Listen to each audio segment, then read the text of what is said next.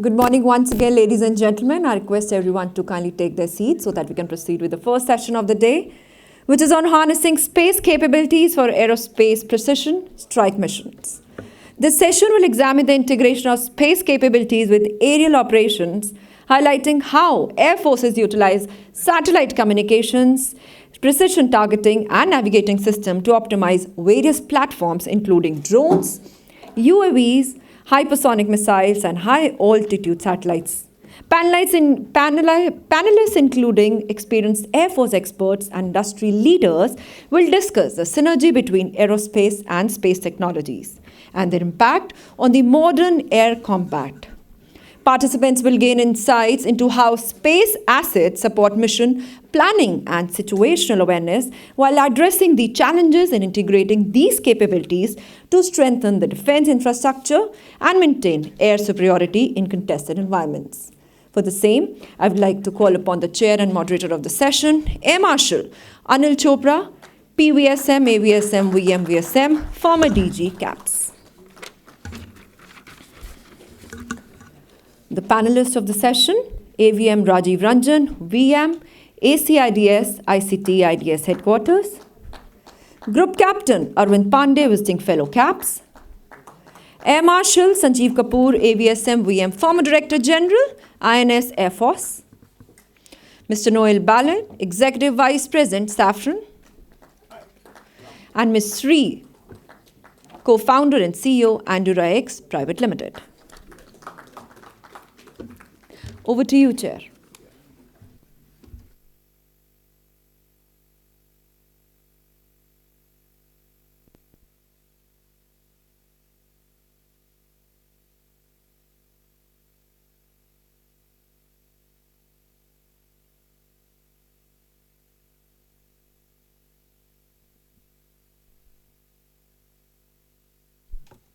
Yeah.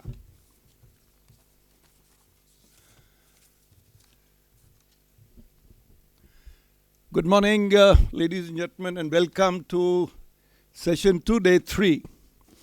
And this is an operational session.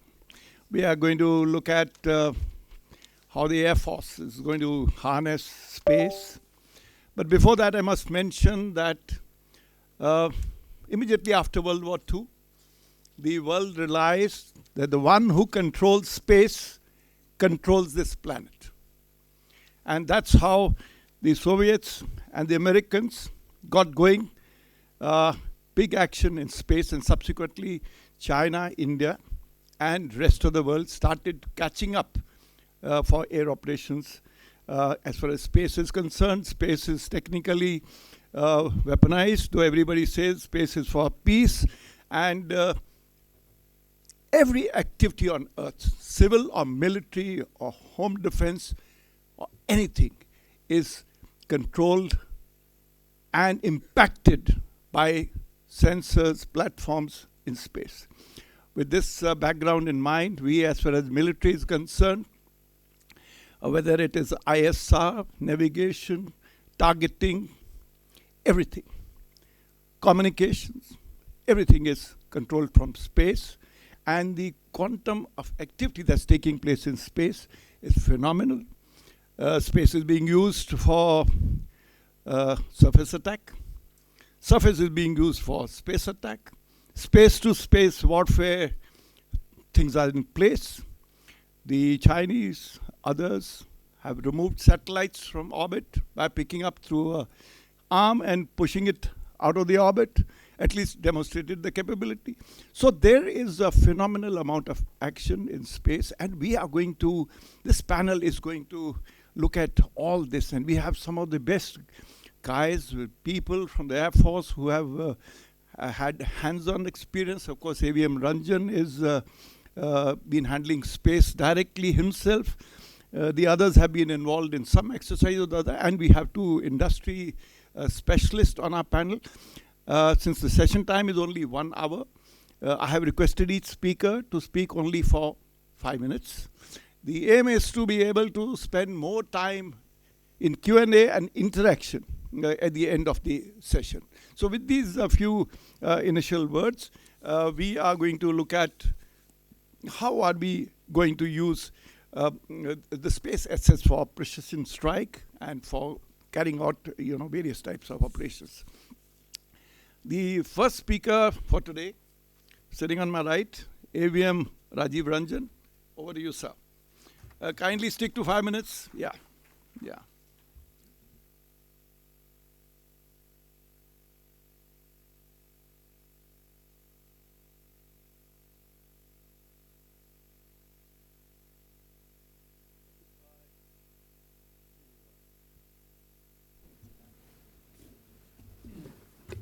Good morning, everybody, and thank you for this opportunity, and thank you to Chair to giving me this to be the first speaker.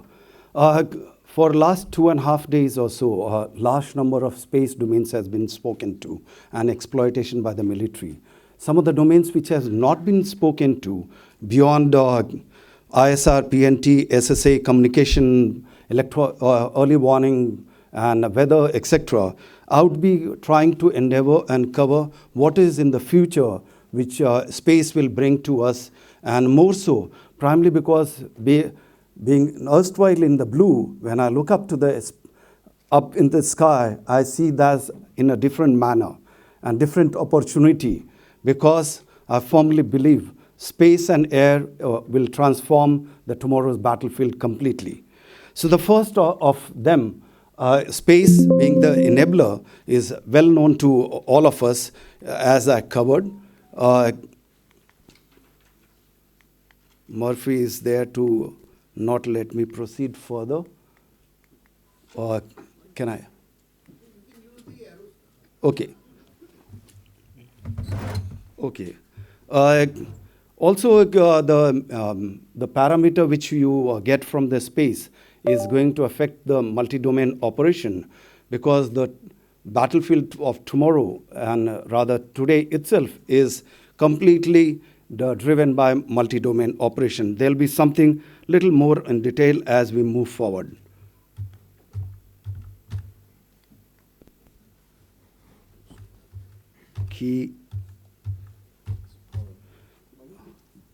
Okay, it also offers a large number of challenges and opportunity and complexity of the operation, and the large number of technology which are evolving will further facilitate our space operation.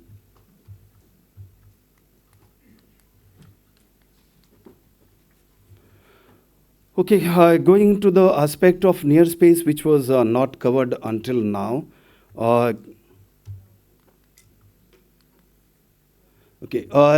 With high altitude and stratospheric balloons and the platform, we would be able to achieve a multiple thing what space is offering us right now. From the ISR to the communication gateways, relays, and hubless or the hub into the near space, and also with they can pseudo-light, they can offer you some kind of navigation in GPS or GNSS denied environment. Some of the entities like DRDO and private industries are working on both aspect of airship and the RPA or unmanned platform to fly at a stratospheric altitude beyond 20 kilometers. So therefore, this platform, they offer you persistent surveillance, and apart from the navigational accuracy in the GNSS denied environment, and some amount of the communication backup and what you need to get it. Okay, now when the Chinese are talking of the cislunar space, they say till now human race has only reached up to Senkaku Island, and they're trying to reach the first island chain. First island chain is for them is moon. So therefore, space between GSO and the moon is the one which is going to be next 10 years to 15 years completely overpowered by the people who are trying to take the steps now. Okay, so some of the people, they fear that the places like Lagrange Point would be captured by the Chinese the way they have done in South China Sea and various islands, saying that I'm going there for the peaceful purpose, and they would try and occupy those space for their own purpose, that is resources utilization, and in build up of the infrastructure. From there, they can leapfrog into deeper space. And of course, there will be a geopolitical competition for resources out there. Also, they can put down the space gateways, communication nodes, surveillance system, whole lot of navigation point from where you can achieve what you do achieve from GSO and below. Okay, what I'll do is I'll just go through my script and leave you with the presentation somewhere here only. Okay, so each of those long-range point has got their own advantage, L1, L5, and those kind of thing. And I'll just leave it here that each one of them offer a unique ability for the people. Also, those places, if you put the sensor, you achieve the early warning. You have the SSA over the entire space. Of course, there is somebody is talking of the kinetic weapons and the maneuver warfare in the space, wherein you have already achieved SAT and co-orbital. We have achieved something called as kinetic kill vehicles are being talked of, so that to target the asset in the space and on the ground. Also, some rods and gods are being talked, from the gods are being talked of. And out of that, one of the concept spin-off from that is FOBS, Fractional Orbital Bombardment System, which the Chinese around 2 years back tried to achieve some amount of success. Of course, accuracy was largely out. Then, as a result of that, you need to have hardening of various assets. You need to have a maneuverability. Then you need to have a distributed architecture and space-based surveillance so as to survive into the future. There are certain strategic and ethical consideration people are working on. Some talks are happening. We need to partner and take the lead into those front. Maintenance and sustainability is being talked of. Supply, logistics, mining, 3D printing, whole lot of things is happening. And why I'm trying to highlight all these domains are, till now we are only talking of technology which are yesterday, which are technology gap. Until unless we talk of the technology of tomorrow, start looking at that, make a vision plan, start working on collaboration with the international partners and among yourself, until otherwise you'll continue to be technology follower. So in the end, I like to say, harnessing the space capabilities for aerospace and the future warfare demands an holistic approach to look at not only technology of today, but technologies of tomorrow. Start making the vision plan, start talking about it, start doing the research so that we reach tomorrow in a much better manner. And of course, as the chair said, one who controls the space controls the earth, and for me, controls the 21st century. And India and Indian industry is poised very much out there to achieve that. The amount of foundation we have, the amount of energy we are showing, amount of commitment from the services are there, we can't be left far behind. Thank you. Okay, I will sum up only in the end. I will request the next speaker, Group Captain Arvind Pandey. He spent his lifetime in joint, yes? Yeah.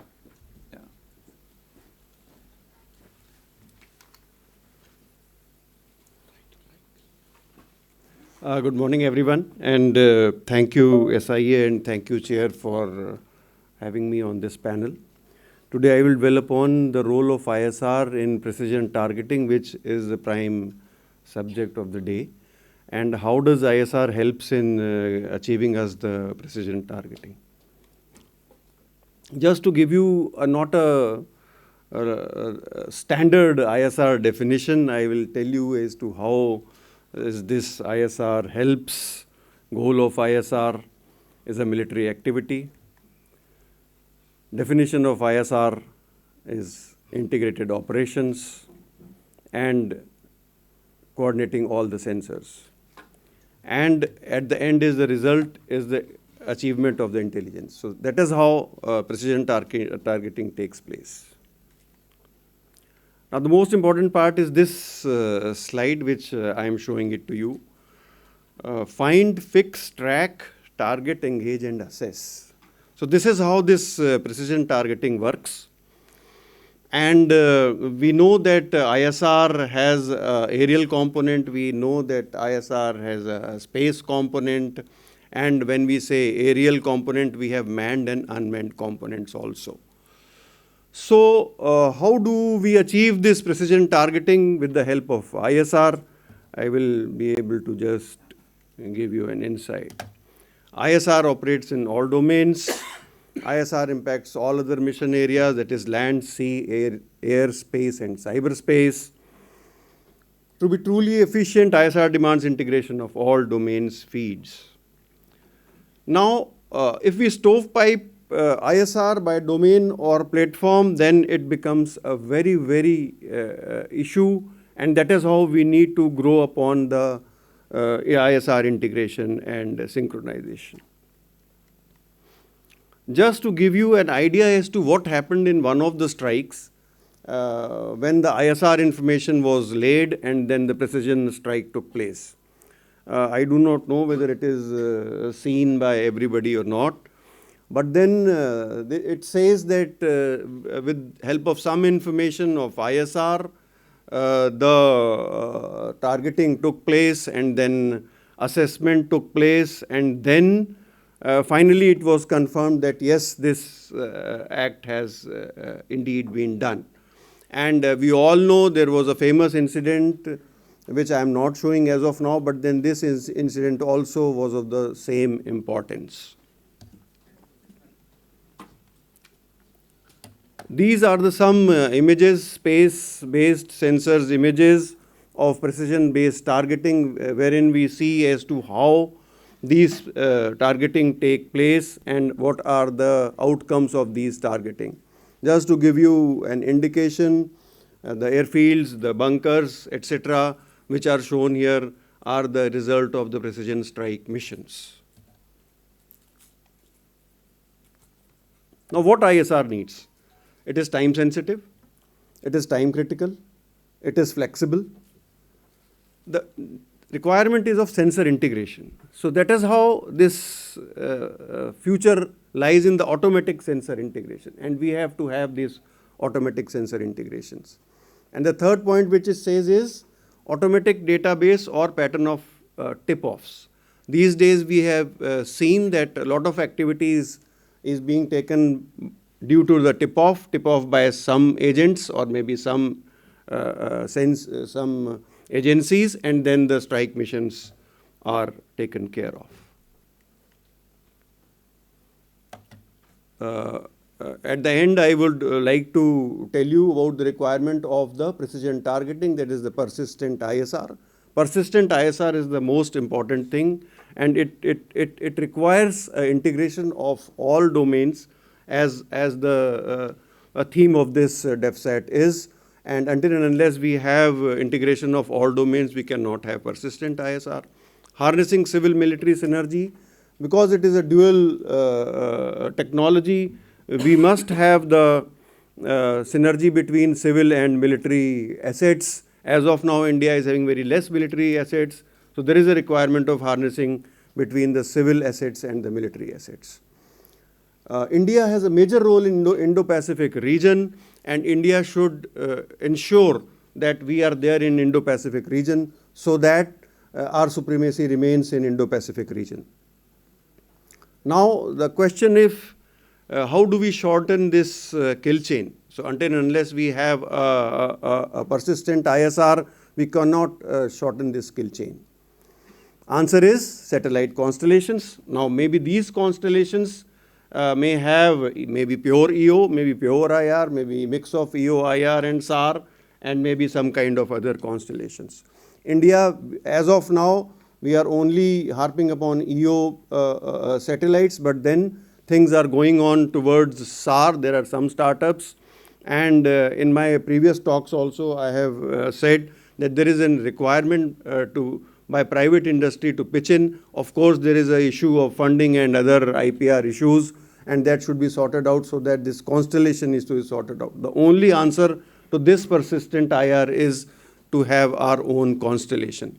We are pitched against our friend wherein they are able to image the area in 5 minutes of 10 images.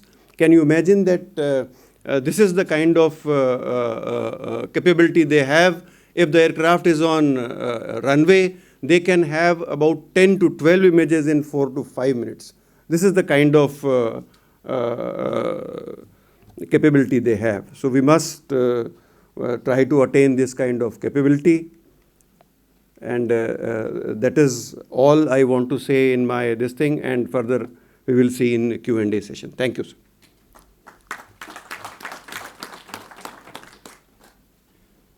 Okay, the next speaker is Marshal Kapoor.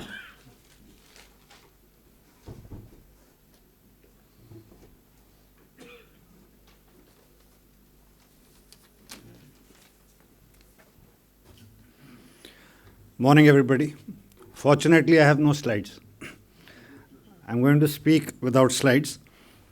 It's an honor to be here this morning. And the wonderful thing which I saw in the tea break just now was the stalls, the exhibition centers which have been put up. And in one such exhibition, which some of us who have missed, is on quantum. There's a company of Bangalore which has invested, a private company, in quantum and integrating it with space. They have realized that in few years' time, not far from now, all the machines and all the data processing will be irrelevant. And once quantum kicks in with artificial intelligence, the whole dynamics is going to change. This forum, which has brought in the people from academia, defense, startups, corporates, foreign collaborators, and other like-minded people, is a step in the right direction. When I started to fly first, way back 45 years ago, we were initially kept at a very low altitude. All of us, when we learn flying, are taught circuit flying. The perspective is much different. You see things differently. And after some time, you started to go up into the sector. The heights were around 15,000, 20,000. But when you started to fly at 40,000 plus, when we graduated on bigger and better aircrafts, the whole thing starts to look differently. And what is 40,000 when you talk about space? The whole thing that is visible to a human being is so different when you watch it from space.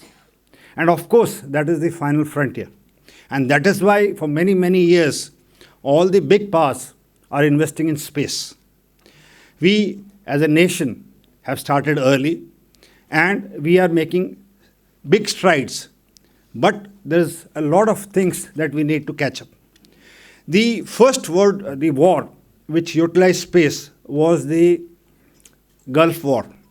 1991 Gulf War was the first war which they typically say was the space application war, wherein they started to use some portion of space technology to get the results.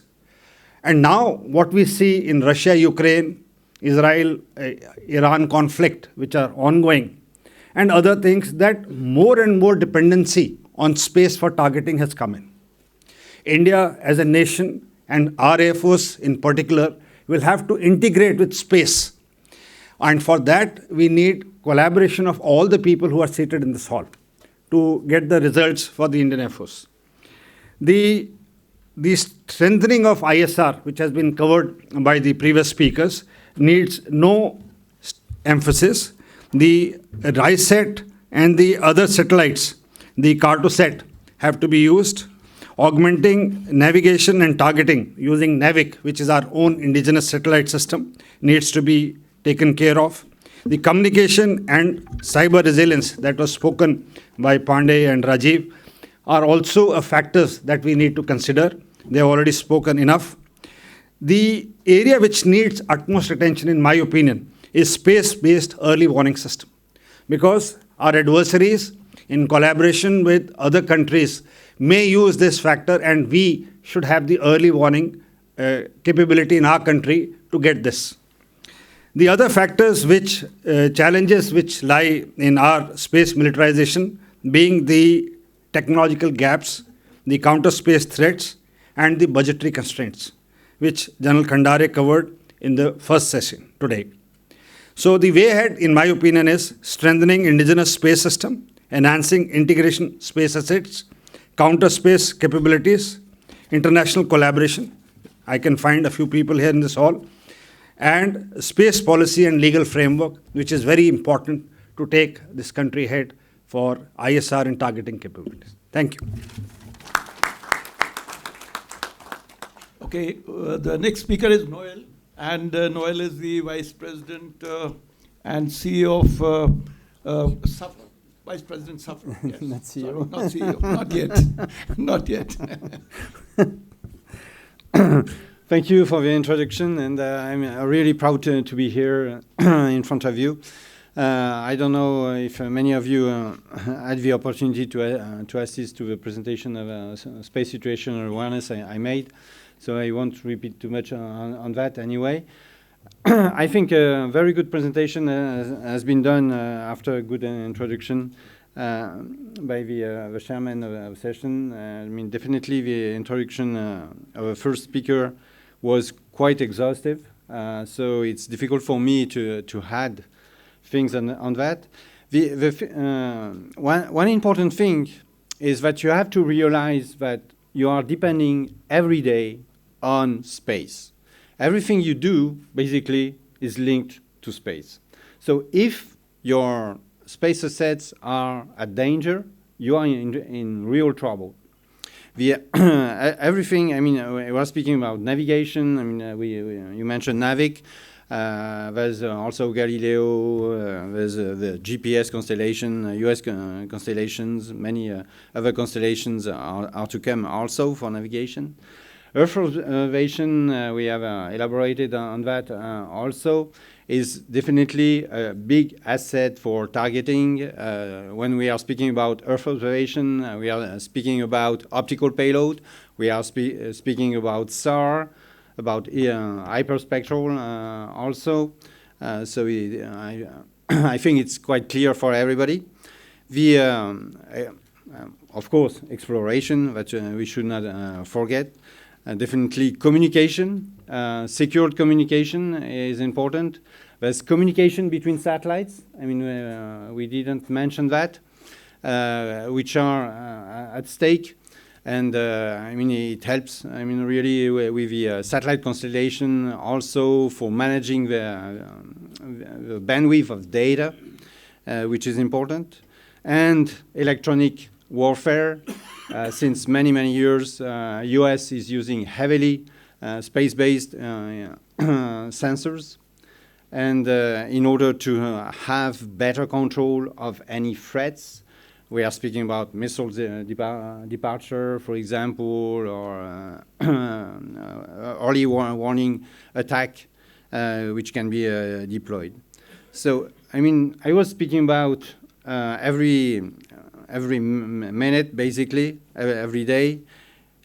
You are using this for the banking. Commercial aviation is definitely using that quite heavily. Worldwide communication, traveling. When you want to go from one place to another, you are using the GPS information most of the time. Disaster monitoring. Hopefully, hopefully, I mean, it's a bad way to say that, because it's when there's a disaster, whatever, tsunami or things like that, it's always terrible for everybody, for floods and mudslides, this kind of thing. But I mean, I mean, since many years we have enough resolution, we have enough refresh rate, thanks to different satellite constellation, to help all the rescue and taking the measure quickly in order to save the people. ISR, which has been just addressed, is a very important topic also. What I would like to mention regarding ISR is definitely a multi-platform type of applications. And since many years, there are standardizations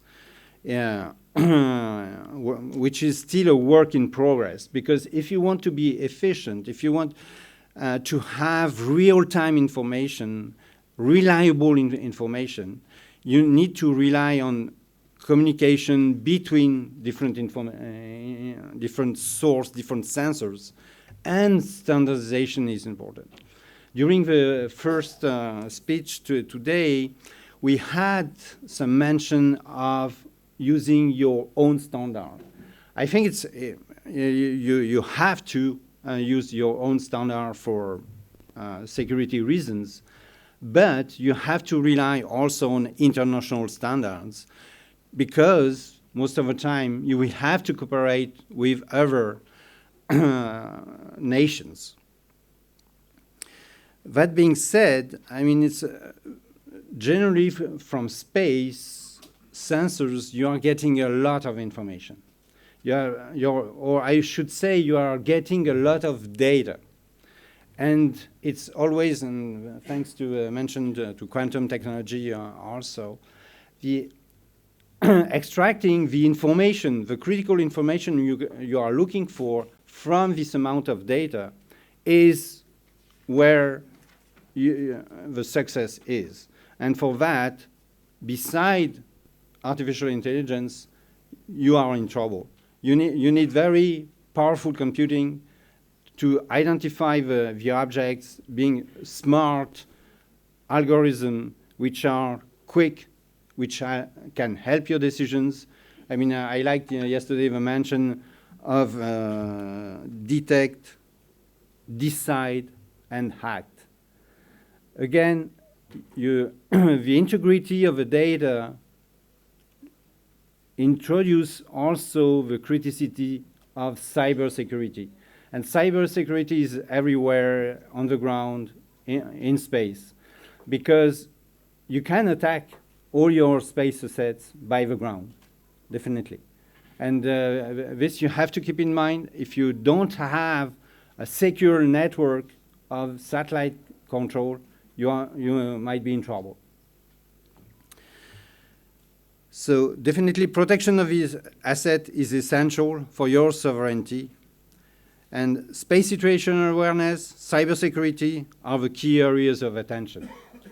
For that, I will finish, and I'm open for questions, which are, I think, the most important part. Yeah. Thank you, everyone. Thanks, Noel.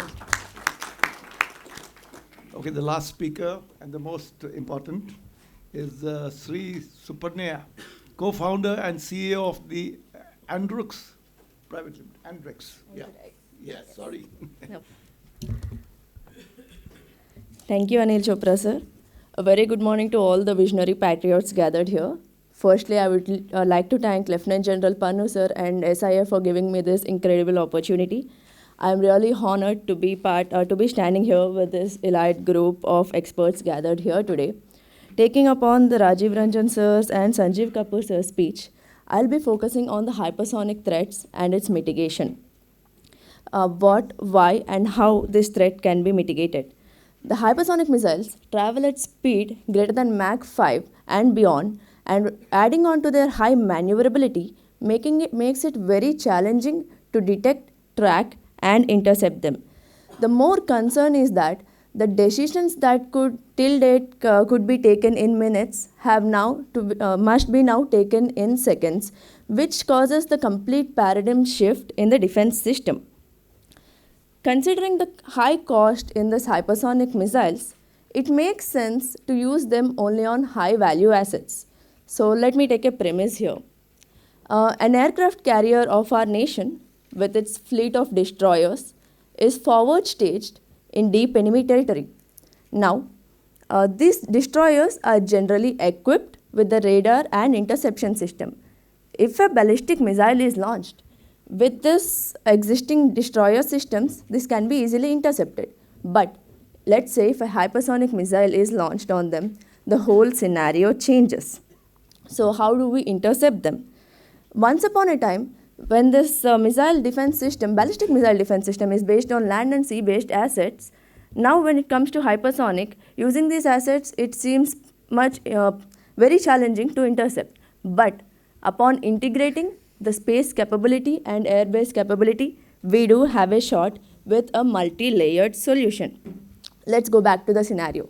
Once the hypersonic missile is launched, the array of satellites present in LEO, MEO, and GEO will detect and send this data to early missile warning control, which will further cue the command and control system to prioritize all the land, air, and sea-based assets to focus on this location and gather data from all the assets targeting on this.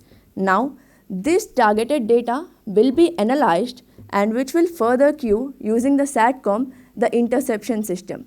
Now starts the interception system. So, we can categorize the trajectory of this hypersonic missile into 3 phases: boost phase, mid-course phase, and terminal phase.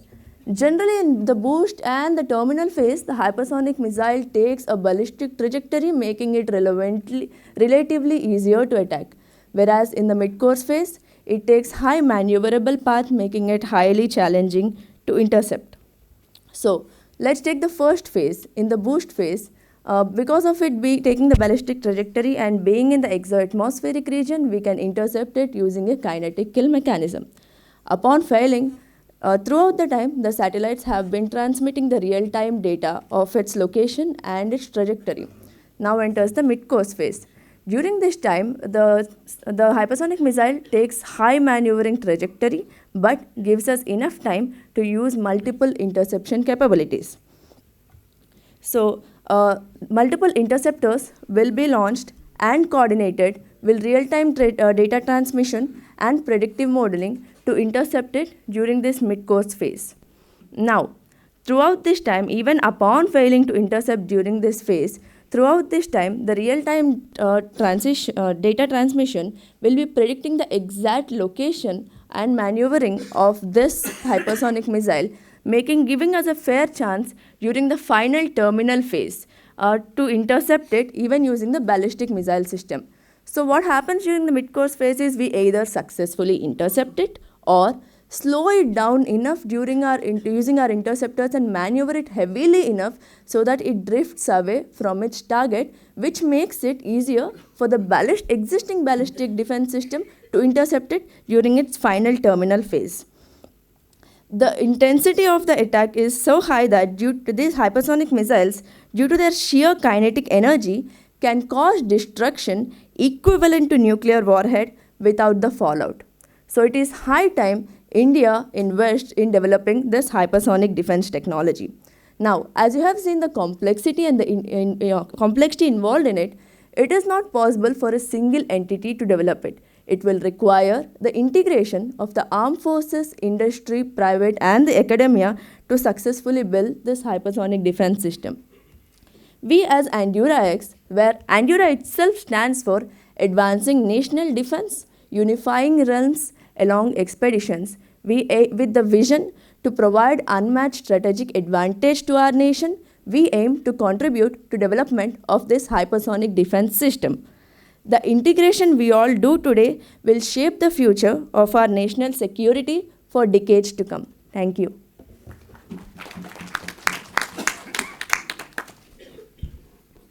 Okay, ladies and gentlemen, we come to the Q&A session, interaction. Kindly raise your hand, be brief, and tell us who the question is for. Please.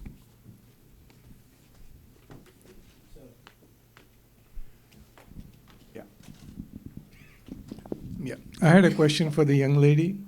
I'm not going to address the interception part of the hypersonic missile, okay, but just the detection. And currently, all these hypersonic missiles, they have a very short time of a ballistic phase, okay? And most of the time is spent in what you refer to as mid-course and terminal, okay? And they are highly maneuverable in all those phases, okay? And to the best of my knowledge, nothing really exists. I mean, people are working on it to be able to detect or track them, you know. So that is as big a challenge as actually intercepting them, you know. Especially the the hypersonic glide missiles, you know. Yes. Okay, we'll take 2-3 questions and then we will answer. Okay, yes, here, please give the mic. So my name is Group Captain PVSM. Yeah. My question is to the chair. But before I come to the question, I have one statement to make. After listening to this conference, SIA-INDIA conference for last 3 days, I am of the view that the future war will be in space. And I am also of the view that it is Indian Air Force which is going to take the lead to fight this space war. So while listening to AVM Rajiv Ranjan and Air Marshal Kapoor and Group Captain Pandey, it appears to be that operationally we seem to be quite clear what is to be done and what we need. But is the industry ready with the basic tools? I'm not talking of what Siri has just now spoken, because I studied semiconductors in the 70s.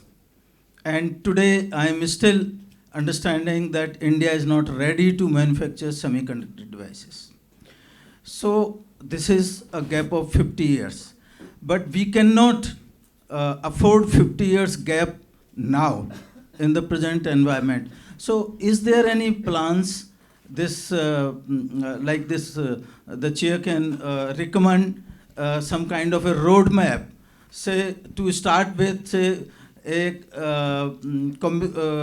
some kind of roadmap coming out of like a capability roadmap which armed forces are making by SIA-INDIA and say SIDM, sir, where you are heading that organization also.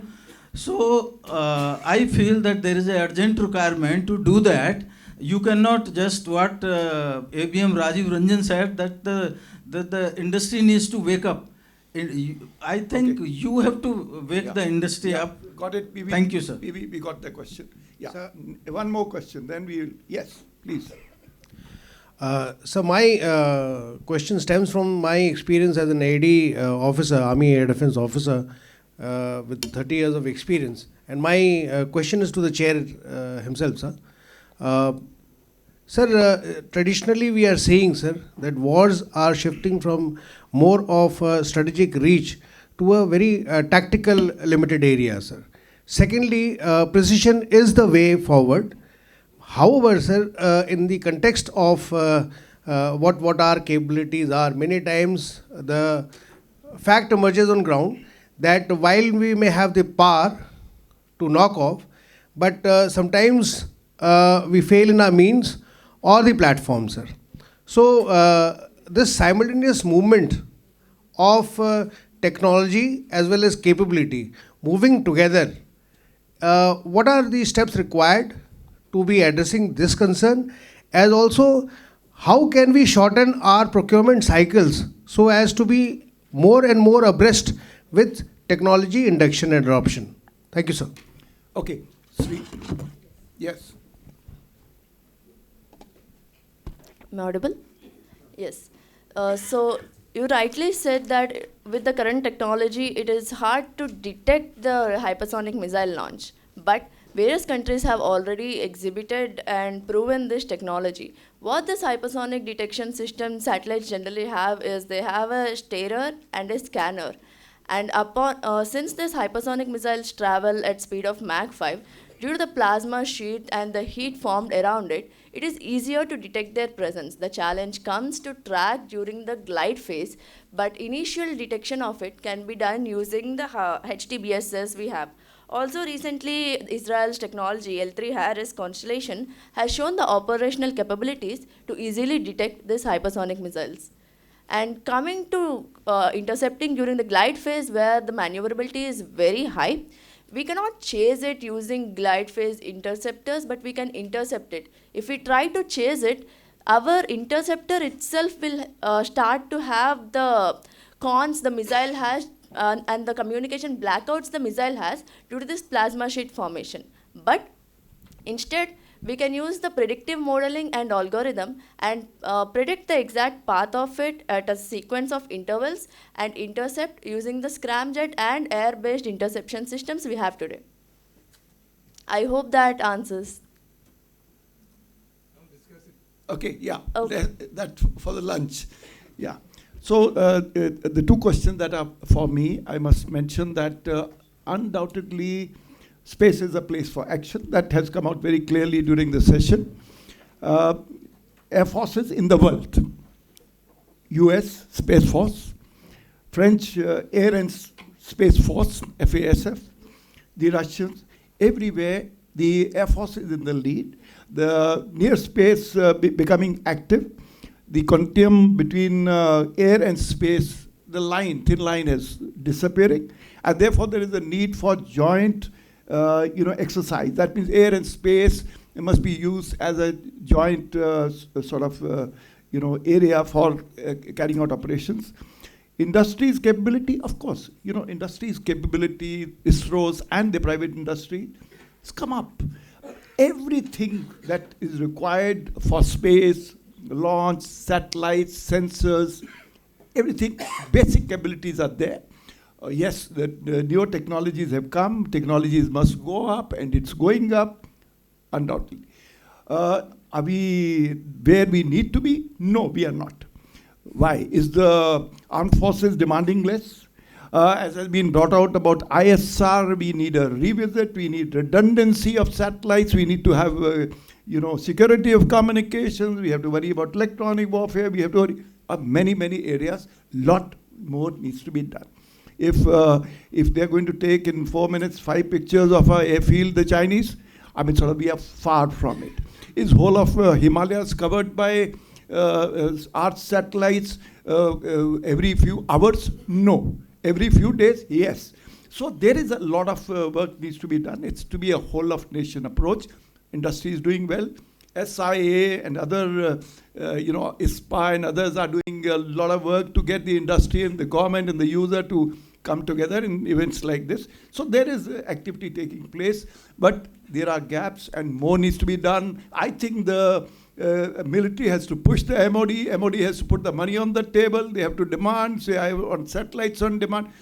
If you want satellite on demand, somebody must put the money and say, okay, you keep 10 satellites waiting for me when I call. Okay. Every 2 years, if I haven't used them, we will upgrade the satellite. Something like that will happen. And the last question is about, strategy, tactical precision.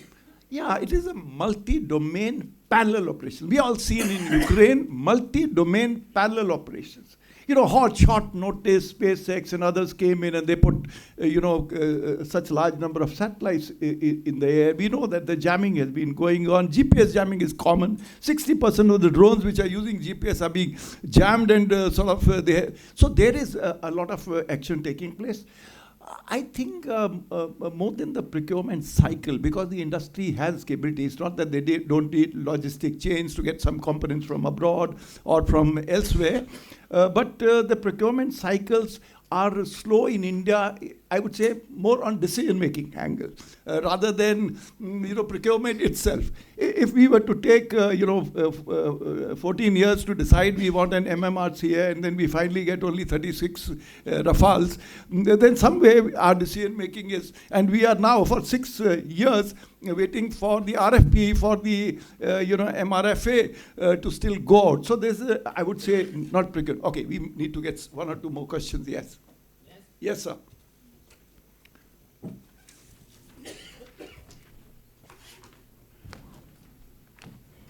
Yes.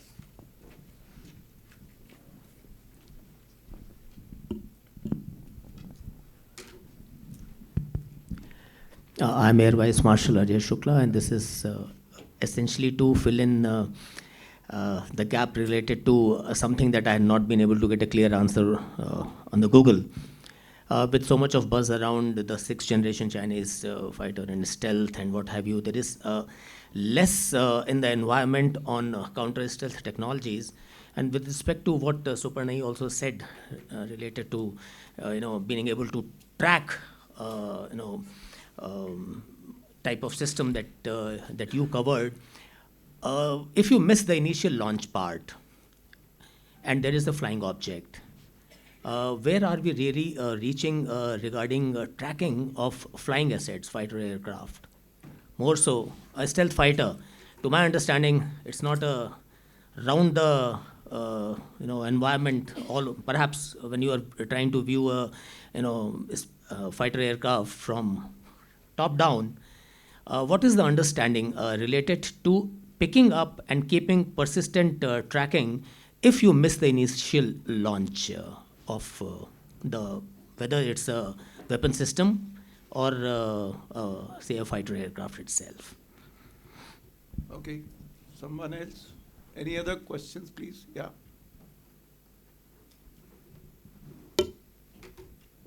Nobody? Yeah, one more question.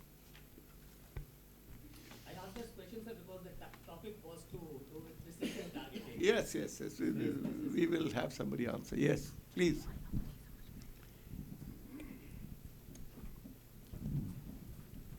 Good morning, sir. I'm Commander Varun Agarwal from DNA. I've got the opportunity to miss actually to yesterday's session and day before yesterday's session. So my question is actually quite generic. Sir, we are talking about the progress in space. We do understand, and tomorrow, if we start talking about today, we start talking about the space debris, then we are looking into we are giving, as a user, we are giving the industry to prepare the satellites for us. That is true. But tomorrow we have thousands of satellites of our Indian origin itself. And the superpowers will start giving us sanctions on those things, considering the space debris. So now as a user, can we start thinking of preparing environmental friendly satellites? One country is already looking into that. I understand Japan is working on that, sir. Last year itself, they launched a satellite which is environmental friendly, though they're still in a testing stage. Can we be, again, may not be the first country, but the second country now to start testing satellite in that manner and start having the prowess? Okay, one more last question. Yeah, we have time, another 5 minutes, so after that I'll sum up. Yeah, quickly. Anybody? Okay, I won't force the question. Sri, would you take the first question? I'll supplement it. Okay. Yeah. Sure. Yeah. So from my understanding, if we miss at the initial stage and we want to keep the consistent tracking, I think model-based training can help to increase the database, to pick up and learn different patterns of heat signature and radar signatures to detect this flying object and continuously keep the track on them. Yeah, so till now, concentration has been on relatively static targets or slow-moving, maybe a ship, large, targets for ISR. We in many discussions have talked about capabilities from space to be able to take a fast-moving target and be able to continuously track it, whether it's a supersonic aircraft or a hypersonic, weapon, or later on hypersonic platforms. So there is this area is evolving. The industry has to show, and technologies have to show us the capabilities. Because the day I can track a fighter aircraft from the air, then I don't have to have the large radar network, or have to have it only for redundancy. And then I can do a close control of the object from the space. It will happen, I'm sure, one day. But what exactly is the capability today? Maybe during the war game, General Pannu will try to, find an answer from the stalwarts who will be participating in that. But surely, and I'm going to request AVM Ranjan to talk about these debris, space debris.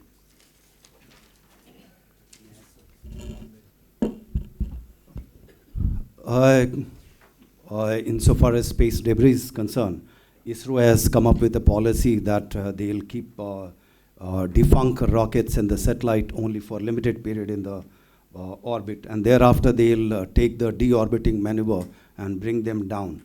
Apart from that, you have a co-orbital RPO operations are being talked of. They will take those guys and put into the Graviat's orbit, or they deorbit into the atmosphere. And the third thing, the technology is RPO itself offering you of maintainability and refueling. So therefore you are extending the life and they're becoming debris much later than the expected timeline, what it is now. Right, so these are the three major technologies happening. Now just on the 6th gen detection, so can I take a call? Okay, apart from the ground-based sensor from the over-the-horizon radar, which gives you some kind of a warning something is happening there, and some kind of a direction it gives you, you have the lower frequency radars, bi-static and multi-static radars. They're there, they will detect you. And obviously, only when you comes into the harm's way, at the ranges where you can harm me, these guys on the ground are able to detect you and take the appropriate action. But apart from that, the people are working on the largely IR-based detection system in the LEO. And now their talks and the technologies are being worked on, a combination of GEO, MEO, and LEO, wherein you cover the entire globe and entire space around the Earth in a much better manner. With the AI, fusion of multiple sensor input and the signature analysis in a multiple manner, you can come out with a precise kind of a thing. It's not now, but surely people are working on that, and it will happen tomorrow. So therefore, should we be skeptical it can't happen? No. Please work on that, and you get the answer. Thank you. Arvind, you want to add? Yeah. I just want to add about hypersonic detection and other things. This is not a problem statement anymore. The countries have already demonstrated it, and India has to take further for it, and maybe people from DRDO here present might know that what is happening as far as BMD is concerned. So this is not no longer a problem statement, but then the solution lies, and maybe we will be able to hack it. Okay, time to sum up. We still have 5 minutes, and I will quickly wrap up. Firstly, I must tell you that I have the space view right now. I can see the hall, and I must compliment you. The hall is nearly getting full. You know, so it's been very encouraging for us during the session that hall is nearly full. Undoubtedly, the Ukraine conflict and little bit in the West Asia, it is very clear that space is having more and more action. And part of it has been covered during our discussions. LEO is one area, and the near space, HAPS, this is an area which is going to one day replace the ground-based radars. And I think there is a lot of action going to take place over there. ISR, the key word is persistent. That's the word he used, persistent. And that, I think, we in India have a little more distance to cover and catch up. SAR, ILINT, early warning areas, some more action is required. Jam-proof or jam-resistant sensors, communications, I think an area requiring a lot of action. Electronic warfare, here. And it's been brought out. Noel said cyber is not to be taken lightly, because computers are talking now, and not so much the humans. So therefore, cyber action is very, very important. Space, other than hypersonic, which has got discussed enough, I must also mention that search and rescue, big action, space, world over, at peacetime. So therefore, and of course in ops, data mining and data harnessing. I think there are two words I want to leave with everybody, that you have to not only mine it, you have to harness it and use it thereafter. India, the capabilities exist, newer technologies are required, and more needs to be done, and we already talked about the revisit. Constellation, number of launches in 2023, ISRO launched only seven launches. China had 68, and Americans had, of course, a little more, but close figure like that. So therefore, 7 is not good enough. We should be been at least around 30. I believe the numbers of launches this year, 2025, are going to be more. But as I said, the militaries and the users, civilian users, have to thump the table to get whatever the more they want. Navic is not operational. I am waiting for the day that on my mobile or in my car, I will use Navic for navigation. Till that happens, I am not happy. And therefore, till I can use, the country, the militaries have to use also. And then, of course, I would want one day Navic not to remain within our subcontinent, but to go, beyond. Then, security of assets. Now, that's an issue which we have to look at more closely. And more needs to be done to secure our assets and communications in space. Anti-SAT capabilities, we have done one demonstration. But I think we need to work a little more on it, because the space war, that will be an important area to. And lastly, it is going to be a whole of nation approach. I personally feel that in India, on many counts, whether it's LCA, AMCA, and various other programs, that whole of nation approach is somehow, not always working out the way it should work out. And our decision-making cycle in the country has to, be faster. But China, autocratic leadership, maybe more funds, whatever. But our funds are increasing. We are soon going to be the third largest economy. So I think the decision-making, with these few words, I must thank SIA for inviting us and giving us this high table to sit and share our views. And all the very best, and God bless. Thank you. Thank you very much. Indeed, an insightful session. We can have a group picture, please. Thank you, gentlemen, and the ladies. Thank you. We stand here. Yeah. So, yes.